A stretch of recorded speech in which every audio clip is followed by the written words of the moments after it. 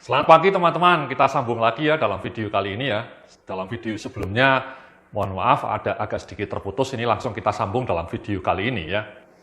Jadi dalam video sebelumnya saya ngasih contoh mengenai bagaimana Anda sebaiknya mencantolkan habit baru atau action baru Anda setelah Anda melakukan habit lama Anda atau ritual lama Anda.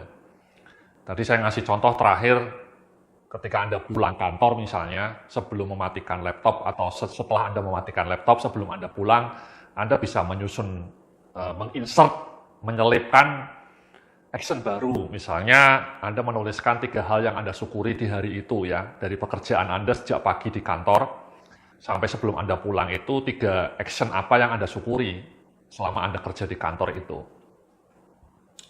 Baru setelah Anda merenungkan 3 hal yang Anda syukuri itu, Anda pulang.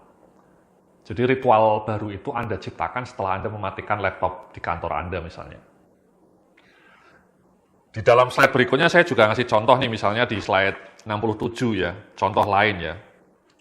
Misalnya Anda sudah punya habit makan malam, maka Anda bisa cantolkan action baru atau habit baru. Misal, setiap habis makan malam saya akan mematikan TV dan lalu mengerjakan orderan pelanggan. Ya di slide di belakang saya ini, di slide 67. Jadi, dari contoh yang Anda bisa baca di belakang saya ini, Anda bisa melihat bahwa habit baru Anda dicantolkan setelah Anda melakukan ritual lama Anda, yakni ritual makan malam.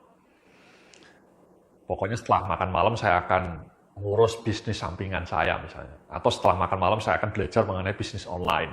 Atau setelah makan malam saya akan matikan HP dan kemudian membaca buku. Atau setelah makan malam saya akan mematikan HP dan belajar mengenai email marketing misalnya melalui laptop. Jadi intinya Anda menginsert, mencantolkan habit baru atau action baru setelah Anda melakukan habit lama Anda. Itu menurut penelitian-penelitian ilmiah cara yang ampuh, karena Anda menjadikan ritual lama Anda sebagai trigger. Ya, ritual lamanya ya mungkin makan malam, mungkin sholat maghrib, mungkin ketika sampai di kantor. Itu trik untuk menyelipkan action baru supaya action barunya itu tiap kali harus dilakukan. Kenapa? Karena triggernya kan habit lama Anda. Habit lama, ritual lama Anda kan tiap hari Anda lakukan. Misalnya makan malam Anda kan selalu melakukannya. Atau sholat maghrib misalnya, Anda ritual lama ini selalu harus Anda lakukan tiap malam. Ya, atau ketika pagi menyalakan laptop di kantor kan Anda selalu melakukan itu. Nah, jadikan ritual lama itu sebagai trigger untuk memicu lahirnya action baru. Oke? Ya, jadi di dalam slide berikutnya ini 68 ini, itulah langkahnya ya. Jadi langkah ketika Anda mau mendesain income baru itu, pertama tentukan jenis income baru atau usaha sampingan yang ingin Anda geluti. Kemudian rumuskan action plan, lakukan action awal yang simple dan mudah dilakukan, lalu ulangi secara rutin. Jadikan pelaksanaan action ini sebagai habit. Lalu lakukan continual improvement. Jadi itulah Mas ya, Mbak ya, langkah-langkahnya ya. Jadi yang langkah pertama, menentukan, mengidentifikasi jenis income sampingan apa yang ingin Anda mulai lakukan. Kemudian tadi, kita sudah membahas langkah kedua, merumuskan action plan, dan kemudian menjadikan pelaksanaan action plan itu sebagai habit. Nah, di slide berikutnya ini kita akan bicara mengenai langkah ketiga atau langkah terakhir. Yakni tumbuhkan daya resiliensi yang kuat atau ketekunan dan daya juang yang gigih. Ya. Ini penting ini Mas, ya Mbak ya. Jadi daya resiliensi saya bilangnya, selalu saya bilang daya resiliensi. Resiliensi itu ya ketangguhan mental Anda untuk tidak mudah menyerah. Ya, gigih berjuang menemukan solusi. Ya. Nah, saya bilang itu di slide berikutnya, Anda bisa baca di belakang saya ini. Saat menjalankan action, maka sudah pasti Anda akan menemui banyak problem tantangan. Ya. Saat menemui problem, jangan terlalu mudah menyerah dan berhenti sehingga action tidak lagi konsisten. Saat menghadapi kendala, fokuskan pada solusi yang mungkin bisa dilakukan. Rumuskan action alternatif yang bisa memberikan hasil yang lebih baik. Jadi fokus pada solusi teman-teman. Ini juga mindset yang harus selalu saya tumbuhkan ya. Di dalam video sebelumnya saya juga bicara mengenai fokus pada solusi ya di dalam topik lainnya dari kursus ini ya. Jadi hidup kita itu kan selalu penuh dengan problem Mas. Problem karir, problem keuangan, problem pekerjaan, problem hubungan kerja di kantor gitu ya. Atau dalam konteks sekarang misalnya kita mau bicara Anda mau mendesain income sampingan baru. Itu pasti akan ada banyak problem teman-teman. Problem nggak bisa bikin blog, problem nggak bisa nulis artikel, problem nggak bisa masang iklan, problem nggak tahu caranya masang iklan di Facebook, atau problem nggak bisa melakukan personal branding, itu kan problem semua Mas ya. Itu bagi beberapa orang problem, karena tidak bisa melakukannya. Nah ketika Anda menjumpai problem seperti itu ya jangan menyerah ya. Banyak orang bilang, Mas Yudya saya mau mulai usaha income sampingan, saya mau jualan jasa saya, tapi saya nggak tahu jasa apa yang harus saya jual Pak Yudya, saya nggak punya keahlian sama sekali. Itu kan problem besar Pak Yudya. Ya itu problem. Nah, tapi kemudian jangan kemudian setelah Anda bilang kayak gitu menyerah. Itu sering terjadi itu banyak orang, aduh nggak mungkin saya bisa usaha sampingan Pak Yudya, saya nggak punya keahlian sama sekali. Itu kalau kemudian Anda mengatakan itu lalu kemudian berhenti, kemudian Anda terjebak ritual lama, terjebak rutinitas lama, terjebak comfort zone yang sama, ya nasib Anda tidak akan berubah ya, karena Anda tidak melakukan something yang baru gitu ya. Nah banyak orang itu seperti itu, teman-teman ya. Saya nggak punya keahlian Pak Yudya, saya nggak punya skill, saya nggak tahu caranya. Dan lalu setelah ngomong kayak gitu berhenti gitu ya, do nothing. Nah, itu kan nasib Anda pasti akan kelam, nestapa teman-teman. Oke. Jadi alih-alih menyerah, menurut saya fokus pada solusi. Kalau misalnya Anda tidak punya skill, apa solusinya? Kan tadi saya sudah cerita panjang lebar ya, berbagai kiatnya ya.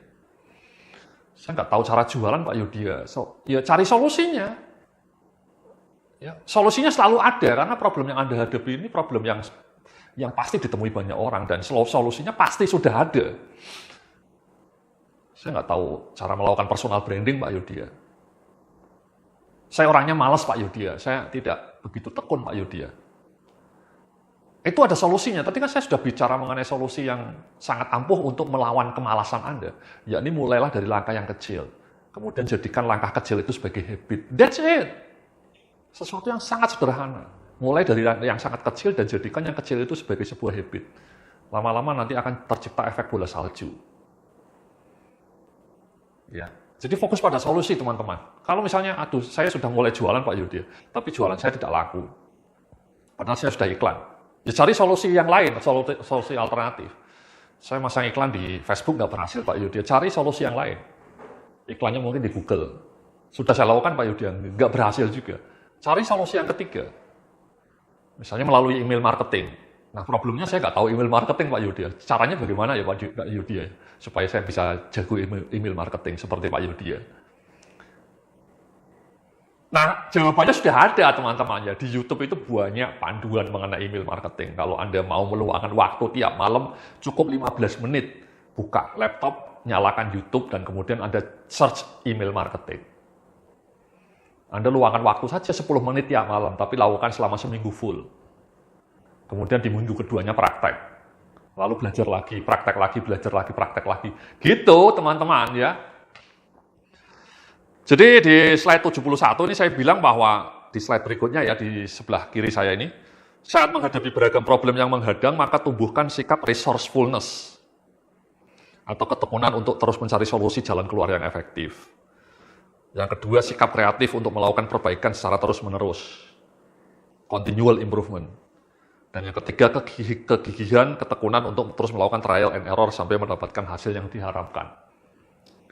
Itu teman-teman ya, ada 3 pilar ketika Anda menemui problem itu. Resourcefulness ini yang paling penting ya. Saya sering kali nulis di blog saya, resourcefulness itu panjang akal.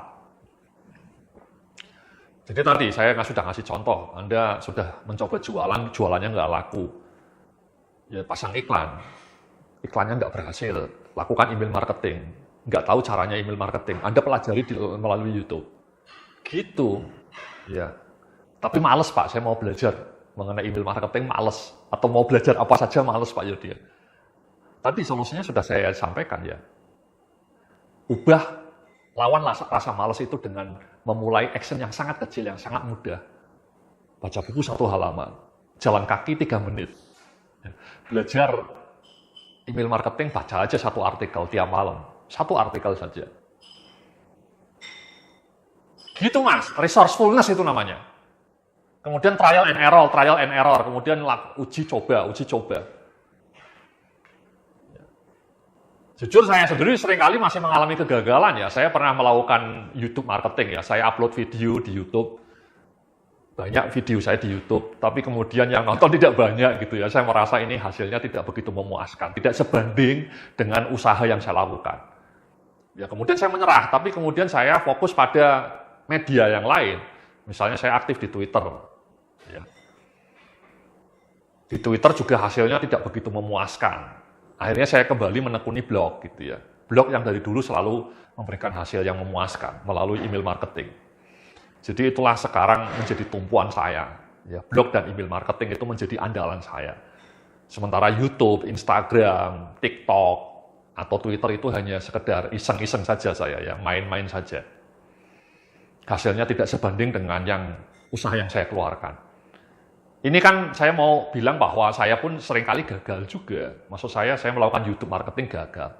Saya bikin TikTok nggak ada yang nonton gitu ya. Jadi, tapi saya menemukan kekuatan saya di email marketing. Jadi saya fokus di situ. Poinnya adalah bahwa ada banyak usaha yang sebenarnya juga tidak begitu berhasil saya lakukan. Tapi saya mencoba selalu trial and error gitu.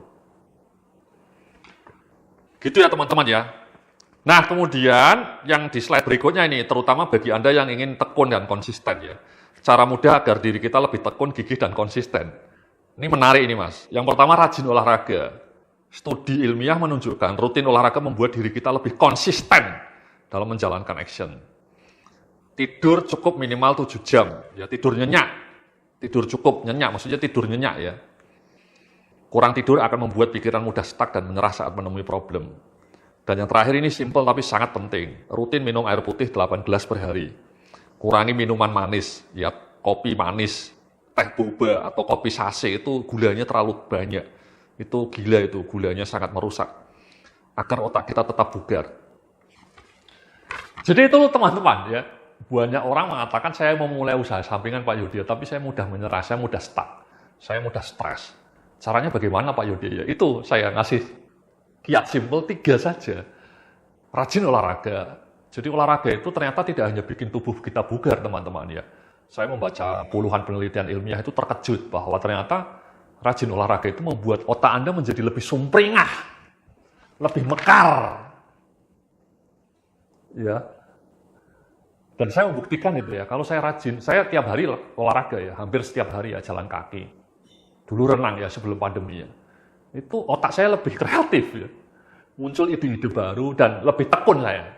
Saya bisa nulis 6 buku dalam waktu 6 bulan itu.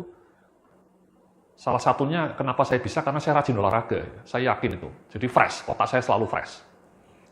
Kemudian tidur cukup ya, jangan sering bergadang teman-teman ya. Jangan sering bergadang ya. Saya tuh kalau tidur jam 9 malam saya sudah tidur, bangun jam 4 pagi. Jadi 7 jam saya tidur rata-rata. Ya. Saya lebih suka seperti itu ya. Tidur jam 9 malam, bangun jam 4 pagi. Sehingga saya masih punya waktu untuk sholat tahajud dan meditasi. Itu fresh itu Mas. Setelah sholat subuh kemudian jalan kaki. Itu very very fresh, nikmat. Ya, dan membuat otak saya selalu fresh. Jadi kalau Anda merasa selama ini sering mudah stres, mudah stuck, kemungkinan karena Anda jarang bergerak, jarang olahraga, tidak pernah olahraga, dan tidurnya kurang bagus gitu ya. Ditambah yang ketiga ini ya, jarang minum air putih. Minumnya kopi manis atau teh manis gitu ya. Itu kurangi Mas. Yang manis-manis itu kurangi, ganti air mineral. Jadi kalau kerja di kantor itu kalau bisa Anda pasang air mineral 1 liter di dekat meja Anda. Dan kemudian Anda minum. Tentukan, jadikan habit.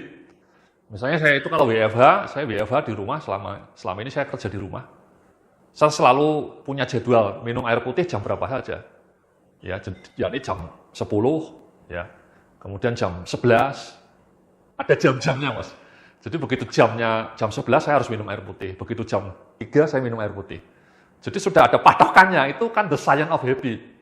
Jadi habit minum air putih saya itu saya jadikan habit juga dan saya patok konkret, jamnya saya tentukan, itu kan saya mempraktekkan apa yang saya teorikan tadi ya. Jadi itu teman-teman ya, di slide terakhir ini Anda bisa baca